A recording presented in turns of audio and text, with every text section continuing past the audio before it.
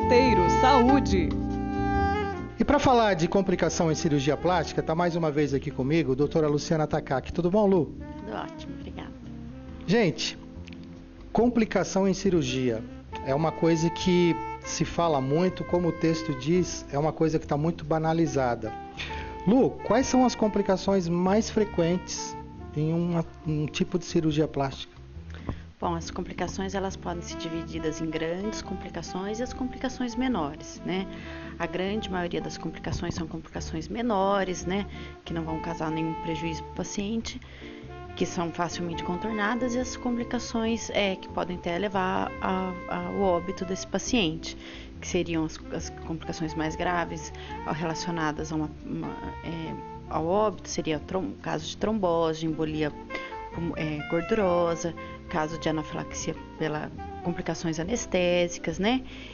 Casos de infecção. E as complicações menores seriam as complicações que talvez retardem o retorno dessa paciente às suas atividades ou que deixem marcas que desagradem, né?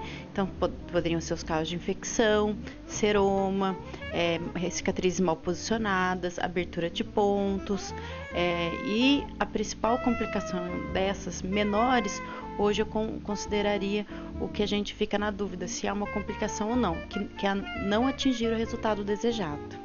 Mas Lu, me fala uma coisa, essas complicações, elas podem ser evitadas antes da cirurgia.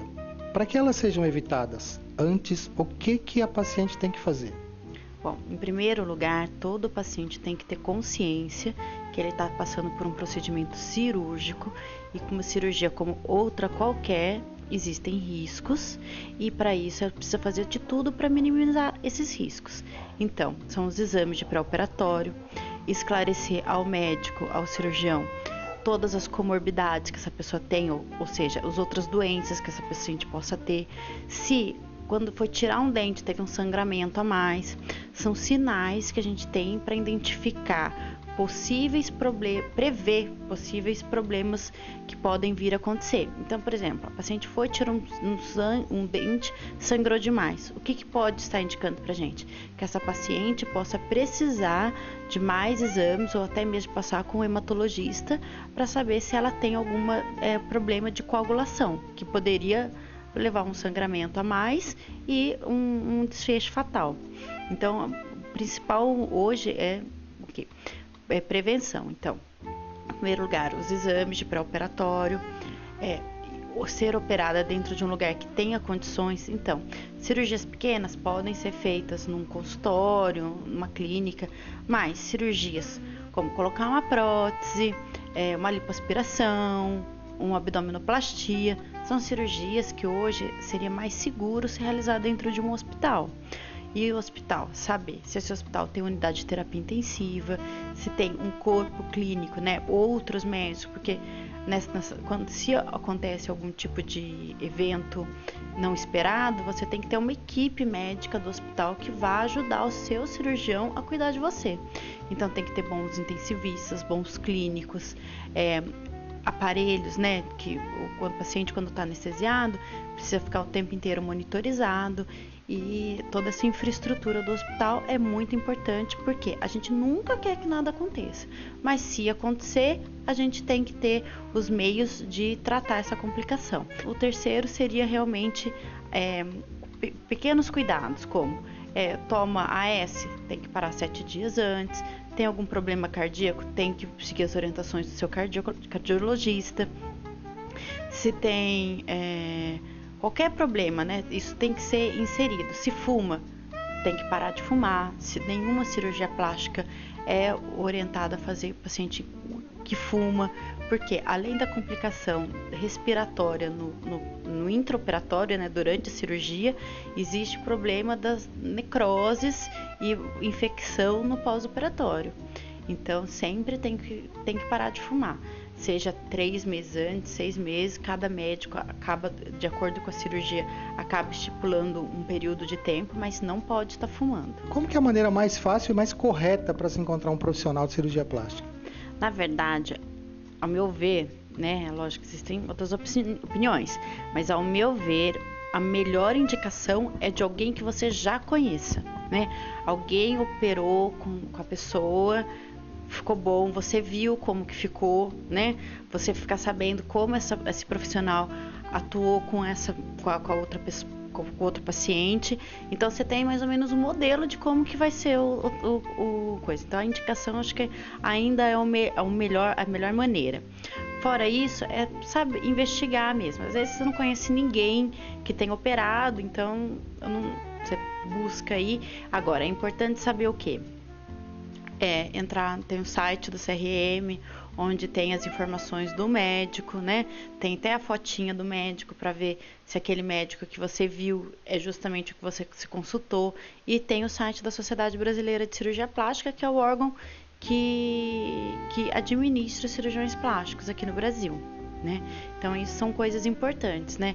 Procurar saber, às vezes eu não conheço ninguém que fez, às vezes vai em algum hospital e pergunta para alguém do hospital, né?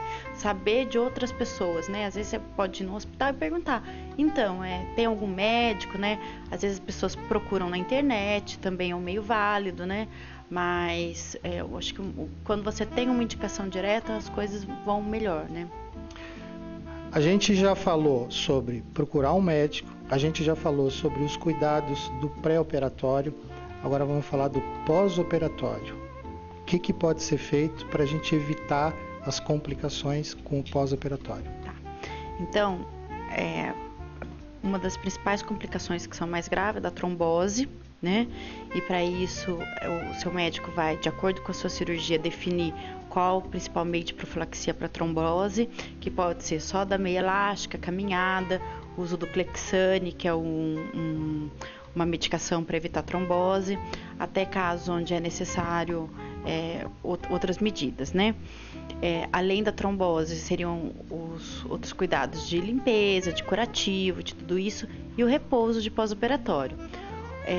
Não significa que a paciente tem que ficar amarrada na cama, mas operou a mama, braço para baixo, operou o abdômen, andar encurvada, decidir antes da cirurgia quem que vai fazer suas atividades, quem que vai buscar filho, fazer comida, porque no pós-operatório não vai poder fazer. O que acontece com o paciente que com 3 dias está indo no shopping de sapato de salto? Arrebenta ponto. Aí, de vez dele ter uma recuperação de 1 mês, ele vai ter uma recuperação de 3 meses, né? Além disso, podem ocorrer outros problemas menores, mas a chance de acontecer algum problema com quem está fazendo tudo direitinho é menor. Então, o uso da cinta, as drenagens de pós-operatório, tudo isso coopera com a melhor evolução. Boa recuperação. Bom, gente, eu acho que deu para a gente falar bastante sobre complicações e como evitar esse tipo de complicação. Eu te agradeço muito, Lu, mais uma vez de você estar aqui com a gente, de você conseguir passar uma mensagem para quem está lá em casa a respeito de cirurgia plástica. Obrigada, sempre um prazer estar aqui com vocês. O roteiro de hoje fica por aqui. Na semana que vem tem muito mais para você, muito mais novidades e sempre uma informação agradável. Tchau, tchau, um abraço. Até a semana que vem.